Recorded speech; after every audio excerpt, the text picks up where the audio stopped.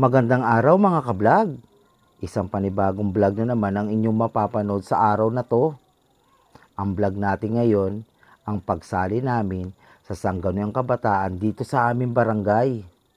Ayan, makikita nyo naman mga kablog, iba't ibang materials ang ginagamit namin. Inaayos namin to para malaman namin kung ano ang kulang at pwedeng isama at ilagay sa aming bangka na isasali mamaya. Pero take note mga kablog kami lang ang nagpre-prepare, pero ang kasali dito dapat kabataan.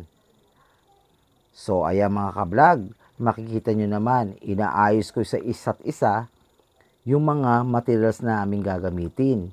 Tinitignan ko rin dyan kung tama ang bilang, tama ang pagkalagay, tama ang pagkadikit.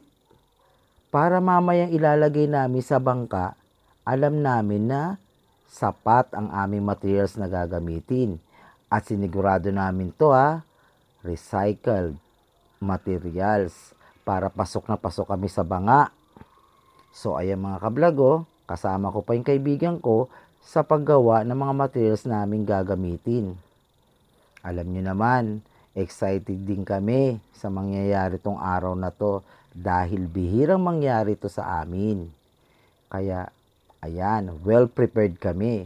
So ayan mga kablog, makikita nyo ngayon yung kabuuan ng design namin sa bangka na hiniram namin.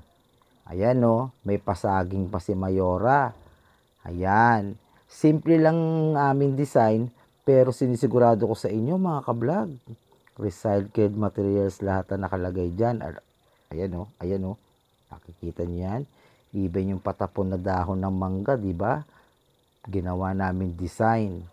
Kaya ayun, ang siste, kami ang nag-champion mga kablog. Diba? Simple lang, pero rock. Nais ko magpasalamat sa Sangguniang Kabataan dito sa aming Barangay Kalaklan at saka sa mga naging judge. Hanggang dito na lang. Bye-bye!